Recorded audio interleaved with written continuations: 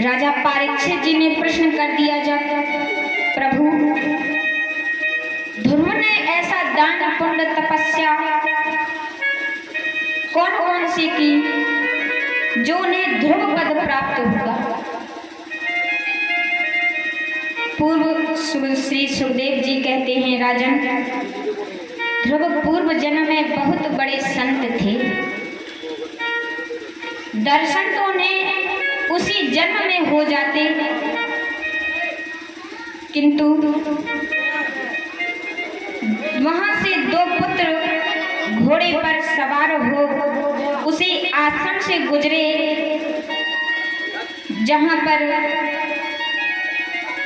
ध्रुव जी तपस्या कर रहे थे। उन्हें देख इनके मन में आसक्ति हो गई कि कहीं मैं भी राजपुत्र होता तो मैं भी इसी प्रकार घोड़े पर घूमता। बस तुरंत उत्तानपाद के पुत्र हुए, मंत्रियों ने जाकर घोड़े में घुमाया। श्री सुखदेव जी ने कहा, राजन अंतिम मता सो गता, मरते समय जिसका ध्यान जिस वस्तु पाने को हो जाता है वह उसी पद को प्राप्त होता है। इसलिए ध्रुव जी को जो 6 महीने शेष रह गए थे दर्शन होने में पिछले जन्म में, वो उन्होंने इस जन्म में पूरे किए और अपनी तपस्या जो रह गई थी वह तपस्या पूरी की। इसीलिए उन्हें प्रभु के दर्शन हुए।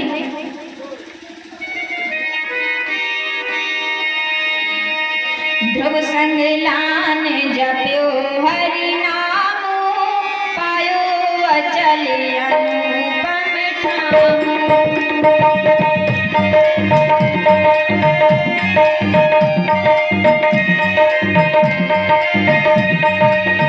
ध्रुव संग लान जप्यो हरि नामो, पायो अचल अनुपम ठाम।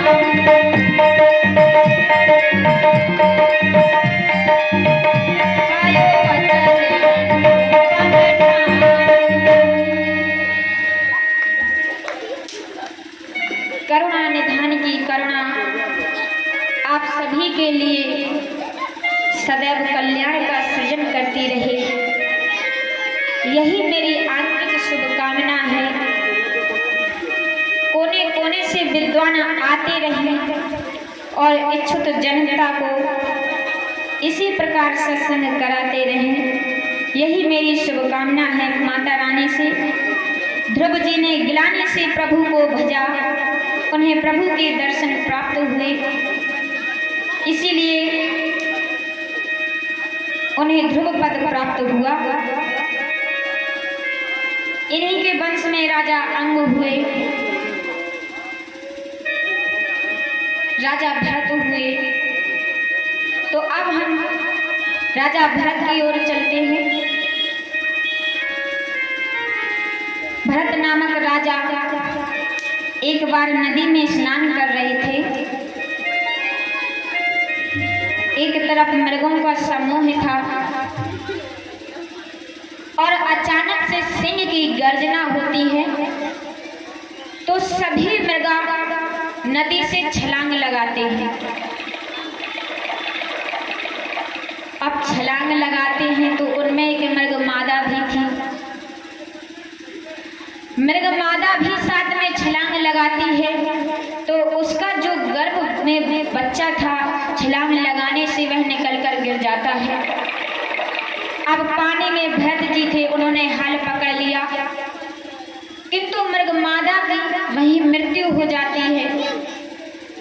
अब जब मृग मादा की मृत्यु हो गई तो भरत जी ने सोचा कि इस बच्चे को कहाँ छोड़ूं। तो भरत जी उस बच्चे को अपने साथ ले आए, मृगा के बच्चे को। अब उसे रात दिन अपने साथ रखते हैं। पूजा करें तो मृग बालक के साथ, खाना खाएं तो मृग बालक के साथ, मतलब वो जो भी काम करते हैं सब मृग बालक के साथ ही करते हैं।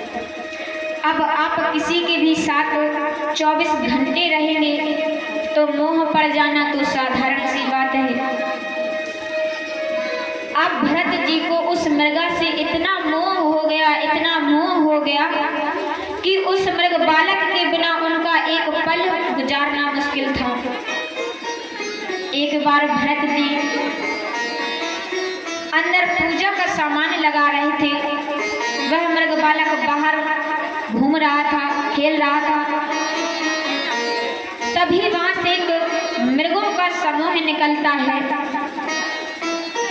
और वह मृग बालक उन मृगों के समूह को अपने जैसा देखकर उन्हीं मृग समूह के साथ चला जाता है। अब यहाँ पर भरत जी पूजा का पूरा सामान लगाया, बाहर आते हैं मृगा के पास, तो मृगा तो वहाँ था ही नहीं। जब उन्हें मृगा वहाँ नहीं मिला, भरत जी बहुत ढूंढते हैं, बहुत रो रो कर ढूंढ रहे हैं। उन्हें इतना मोह है, हाय मेरा मृगा, हाय मेरा मृगा कहते कहते जब उन्हें उनका मृगा नहीं मिला तो उन्होंने वहीं प्राण त्याग दिए। जैसा कि अभी आया, अंतिम मता सो गता, मरते समय हमारा जिस वस्तु के लिए ध्यान पहुंचता है हमें वही योनि प्राप्त हो जाती है। तो भरत जी को जब मृगा नहीं मिला तो उनकी मृगा की आसक्ति होने के कारण मृत्यु हो गई। यहाँ से उनकी मृत्यु होती है, वहां से मृगा बनकर आते हैं। इस प्रकार किंतु उन्होंने इतने पुण्य किए थे कि उन्हें पूरी याददाश्त रहती है मृगा बनने के बाद भी। मृगा बनने के बाद भी वो भगवान का चिंतन मनन करते हैं और भगवान की कृपा से फिर उनका तीसरा जन्म होता है और तीसरे जन्म में भी संयोग से उनका नाम भरत ही पड़ता है। अब यहाँ पर जड़ भरत हुए,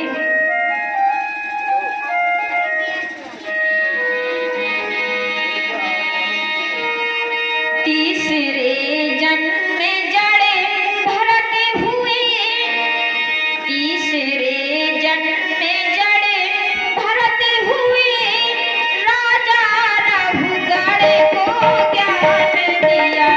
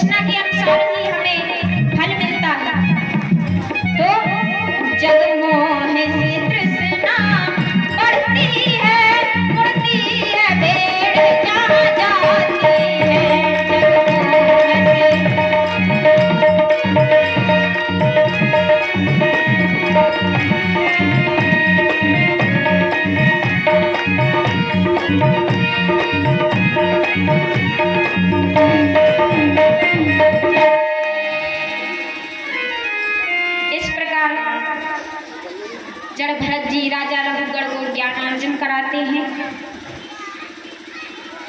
अब राजा परीक्षित जी कहते हैं, प्रभु हमने बहुत सुना है कि मृत्यु के बाद स्वर्ग नरक मिलता है, तो ये सच में है या सिर्फ कहने को है?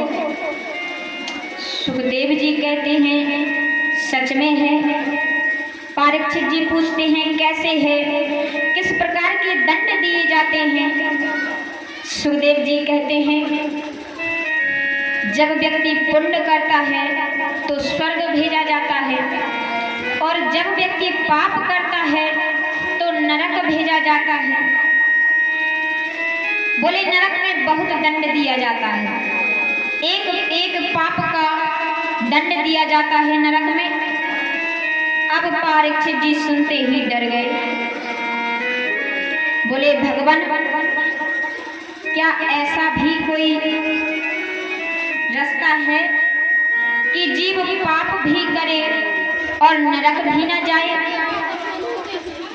तो श्री सुखदेव जी कहते हैं राजन, आप पापियों का भी कल्याण चाहते हैं?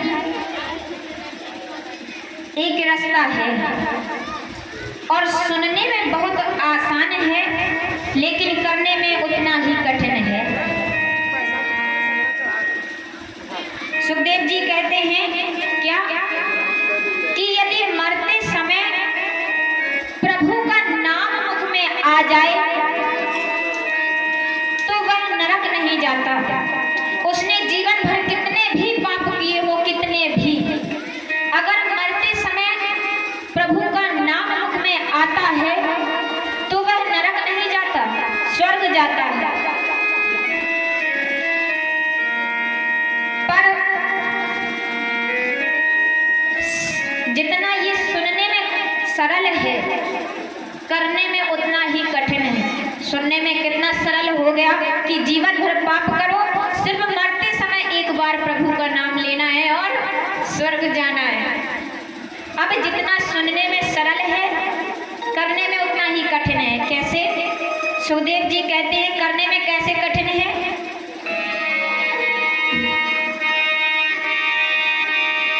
जन्म जन्म मुनि यतन कराही, जन्म जन्म मुनि यतन करते हैं, किंतु मरते समय फिर भी प्रभु का नाम नहीं आता मुख में। जन्म जन्म मुनि यतन कराही, अंतरा कहे आवत नाही।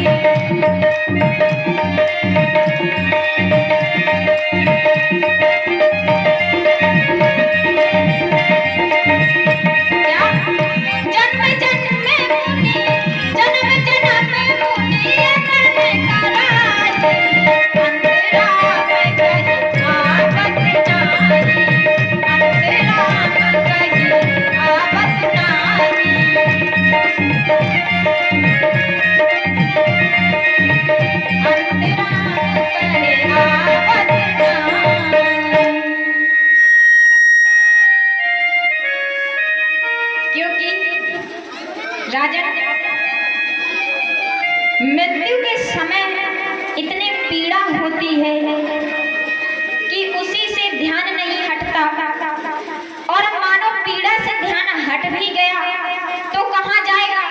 जब जग मोह में तृष्णा में फंसे हैं तो हमारा ध्यान मरते समय कहाँ जाएगा?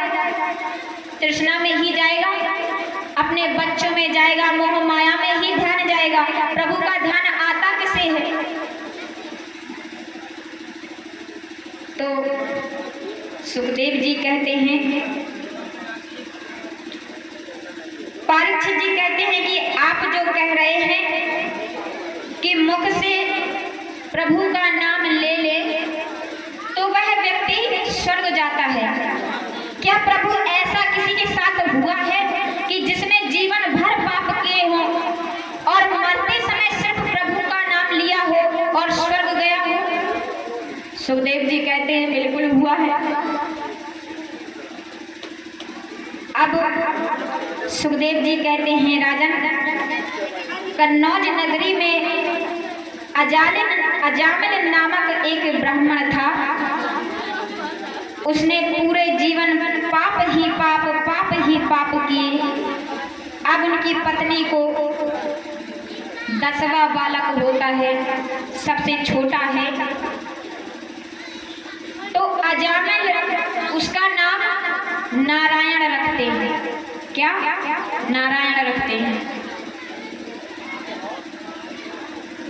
अब उसको उस नारायण से छोटे पुत्र से इतना ज्यादा प्रेम था कि वो नारायण के बिना एक पल भी नहीं रहता था। अब छोटा पुत्र था तो उसमें मोह भी ज्यादा होगा, सब बच्चों में छोटा था। अब अजामिल खाना खाए तो नारायण, लेटे हैं तो नारायण जरा सा कहीं चला जाए वो बेचैन हो जाए, नारायण को बुलाते हैं। नारायण करते रहते हैं सारा दिन। अब उसका अंतिम समय आता है। सुखदेव जी कहते हैं, राजन, अजामिल का अंतिम समय आता है। यम के दूत उसे खींच कर ले जा रहे हैं।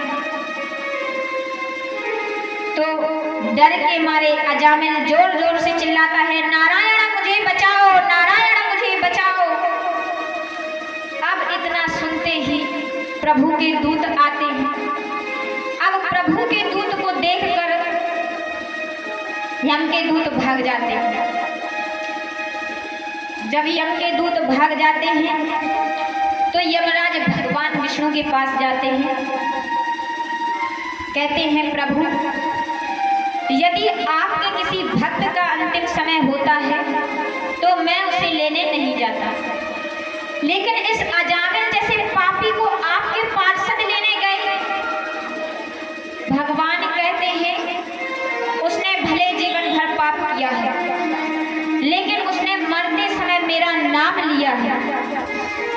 कितना भी पापी हो, तुम्हें तो पता है कि जो अंतिम समय में मेरा नाम ले ले तो वो नरक नहीं जाता। यमराज बोले, प्रभु, वो आपको नहीं बुला रहा था, वो तो अपने पुत्र नारायण को बुला रहा था। प्रभु कहते हैं, वो भले नारायण को बुला रहा था, नाम तो मेरा ही पुकार रहा था ना। अब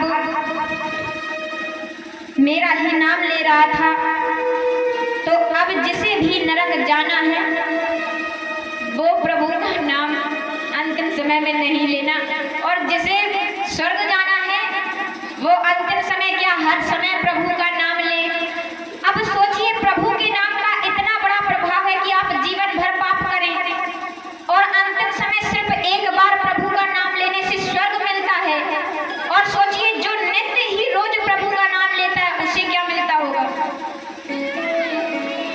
तो आइए बड़े ही प्यार से प्रभु का नाम लेते हैं। सभी लोग प्रभु का नाम लेंगे। कैसे? मेरे साथ ताली की संगत करते हुए साथ में प्रभु का नाम लेंगे।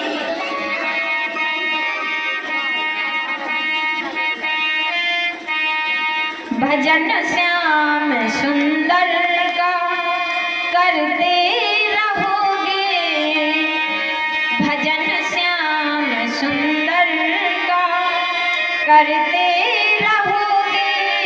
करने से क्या होगा? तो संसार सागर से तरते रहोगे, तो संसार सागर से तरते रहोगे।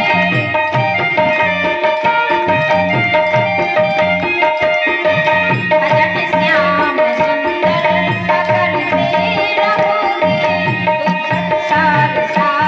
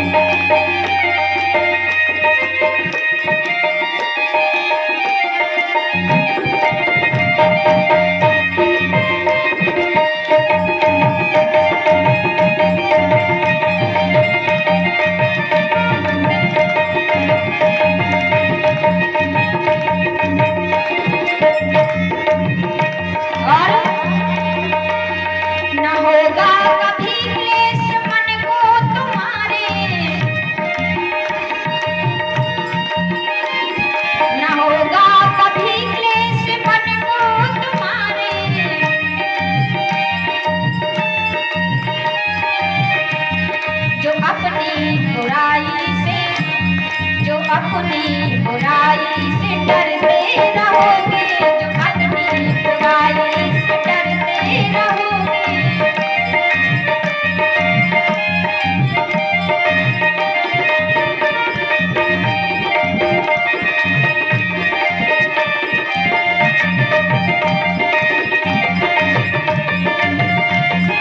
गाते हुए क्या गाएंगे? भजन श्याम सुंदर का करते रहोगे, तो संसार सागर से तरते रहोगे।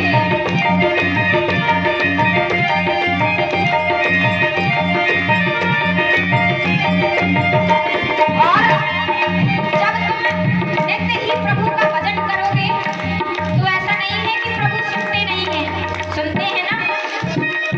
तुम्हें एक बार पुकारोगे भी दौड़ कर आएंगे, किसी भी रूप में आए, लेकिन उन्हें हृदय से पुकारो तो कहना है झलक ही पड़ेगा कृपा सिंधु का दिल।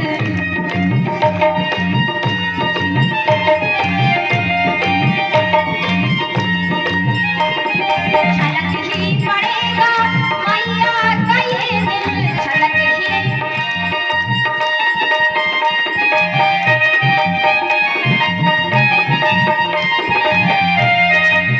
कैसे झलकेगा उनका दिल? जो दिल से तुम याद उनको करते रहोगे, जो दिल से तुम याद उनको करते रहोगे।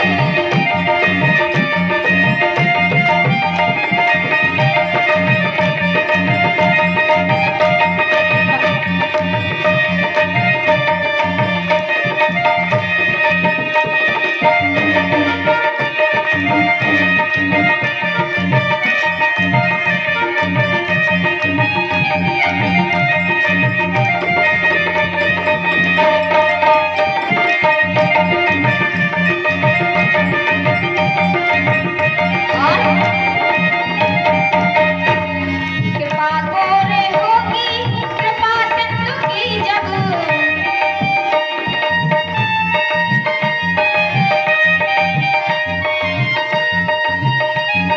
एक दिन प्रभु की कृपा गोर जरूर होगी आपको। सुदामा जी के ऊपर भी तो हुई थी, कितने परेशान थे, भजन भी बहुत करते थे, चाहते तो कहते, कभी कहा नहीं, उन्होंने शिकायत नहीं की कि प्रभु मैं आपको दिन रात भजता हूँ फिर भी मेरे लिए इतनी तकलीफ। कृपा गोरे होगी कृपा सिंधु की जब, कृपा गोरे होगी कृपा सिंधु की, कृपा गोरे होगी कृपा सिंधु की जब।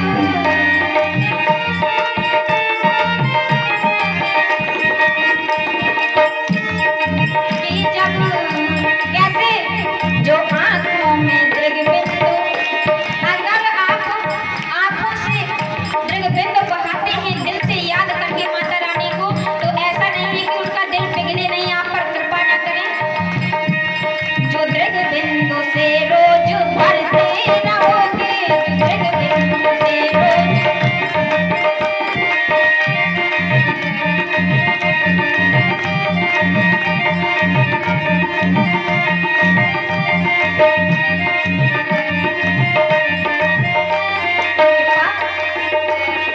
करते रहोगे भजन श्याम सुंदर का करते रहोगे, भजन श्याम सुंदर का करते रहोगे, तो संसार सागर से तरते रहोगे, सागर से तरते रहोगे, करते रहोगे, करते। बोलिए वृंदावन बिहारी लाल की। अच्छा, आपको एक कहानी सुनाती हूँ। कल थोड़ी सी शिकायतें मिली थी, तो आज एक छोटी सी कहानी सुनाते हैं। एक इंग्लैंड का व्यक्ति हमारे भारत में जॉब करता था। इंग्लैंड का व्यक्ति भारत में जॉब करता था, सिफारिश से उसकी जॉब लग गई थी। कहानी है, सत्य मत समझना आप। अब उसकी जॉब जब भारत में लग गई तो हमारे यहाँ तो हिंदी बोलते हैं, उसको हिंदी बिल्कुल नहीं आती थी।